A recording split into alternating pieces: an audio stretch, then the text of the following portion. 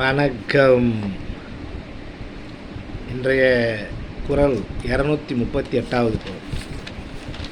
அனைவருக்கும் புத்தாண்டு வாழ்த்துக்கள். 2026 புத்தாண்டு வாழ்த்துக்கள். இந்த 238வது குரல் பார்த்திங்கன்னா, வசையென்ப வையத்தார்க்கு எல்லாம் இசையென்னும் எச்சம் பெறாவிடின். அதாவது இதுக்கு கருத்து என்னன்னு பார்த்தீங்கன்னா, தமக்கு பின்னரும் எஞ்சி நிற்கும் புகழை பெறாமல் விட்டுவிட்டால் அதுவே உலகத்தார்க்கெல்லாம் பெரிய வசையாகும் என்பார்கள்.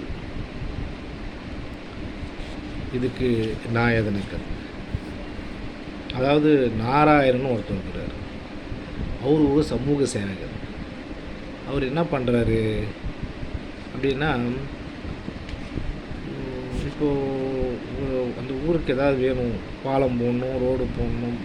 ரோடுலாம் இல்லை, ஒரு சின்னதாக ஒரு பாலம், இல்லை ஒரு சமூக சேவை கட்டணும், இல்லை சமூக சேவை பள்ளிக்கூடத்துக்கு பெயிண்ட் அடிக்கணும். அந்த மாதிரி சில இதெல்லாம் கவர்மெண்ட் அவர் எதிர்பார்க்க மாட்டார். அவரே என்ன பண்ணுவார், ஒரு சமூக இது ஒரு நிதி திரட்டி அவரே அடிச்சிடுவார். அதுக்காக அவர் அரசெல்லாம் நம்பிக்கிட்டு இருக்க மாட்டார். ஒரு சின்ன படிக்கட்டு கட்டணும், பள்ளிக்கூடத்துக்கு பசங்க ஏறி போகிறதுக்கு, இதெல்லாம் அவர் அரசெல்லாம் எதிர்பார்க்க மாட்டார். தனக்கு தேவையில்லாத வேலைன்னு கூட நினச்சின்னு விட்டுட்டும் போக மாட்டார். ஆனால் அவரே என்ன பண்ணுவார், நிதி திரட்டி அந்த நிதியை அதில் அவரே செய்வார். கவர்மெண்ட்டுக்கிட்ட எந்த பெட்டிஷனும் போட மாட்டார். அப்படிப்பட்ட இந்த மாதிரி நிறைய சமூக சேவைலாம் செஞ்சிட்ருக்கார், சின்ன சின்ன வேலை. அவர் அப்போ அந்த ஊருக்கு ஒரு ரேஷன் கடை வரும். அந்த ரேஷன் கடைக்கு ஒரு ஊழியரை போகணும். அப்போல்லாம் எப்படின்னா, நான் இந்த கதை ஒரு கிட்டத்தட்ட ஒரு 20 வருஷத்துக்கு முன்னாடி நடந்த கதை. அப்போல்லாம் எப்படின்னா, ரேஷன் கடைக்கு கவர்மெண்ட் நேரடியாக ஆள் எடுக்க மாட்டாங்க. எங்கேயாவது ஊரில் நாட்டாம பஞ்சாயத்துக்கு அவங்க சொல்கிற ஆளை போட்டுருவாங்க.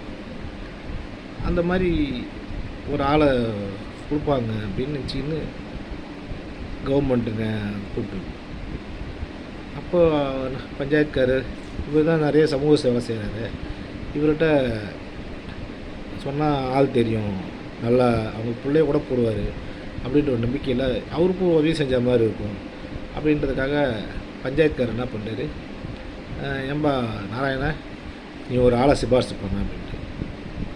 அவர் என்ன பண்ணுறாரு, நம்ம ஊரில் ஒரு சிவகுமார் பையன் படிச்சுட்டு சும்மா இருக்கான், அவனை போட்டுடலாம் அப்படின்ட்டு. என்னப்பா இப்படி சொல்லிட்ட, ஏன் உன் பையனே இருக்கானே, அவனை போட வேண்டியது தானே.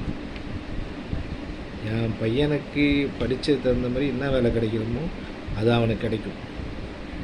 அதுக்கெல்லாம் நான் சிபாரிசு பண்ண மாட்டேன். இவன் படிச்சுட்டு ரொம்ப நாளாக படிச்சுட்டு சும்மா இருக்கலாம், இவன் வேலை தெரியும். இல்லை அவன் உன் சொந்தக்காரு கூட கிடையாது, அவன் ஏதோ பிரத்யேகம், அவனுக்கெல்லாம் போய் திறமைக்கு என்றைக்குமே மதிப்பு கொடுக்கணும். அவன் யாராக இருந்தால் என்ன, அவன் படிச்சுட்டு சும்மா இருக்கலாம், அவனும் ஒரு மனுஷன் தானே. என் பிள்ளை மட்டும்தான் மனுஷனா, அதெல்லாம் ஒன்றும் கிடையாது. அவனுக்கு வேலை நிச்சயமாக கொடுக்கணும், அவனுக்கு வேலை நான் சிபாரிசு பண்ணுறேன் அப்படின்ட்டு. அப்போது பஞ்சாயத்து தலைவரே பிரமித்து பண்ணிக்கிறார். இப்போ வள்ளுவர் வர்றார்.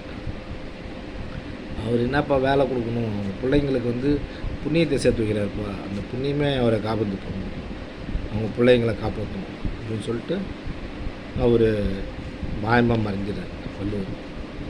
இது எதுக்காக இந்த கதை அப்படின்னா, கிட்டத்தட்ட இந்த கதைக்கும் அவர் சொன்ன கருத்துக்கும் பொருத்தமாக இருக்குது. நன்றி, வணக்கம். நாளை மறுபடியும் சந்திப்போம்.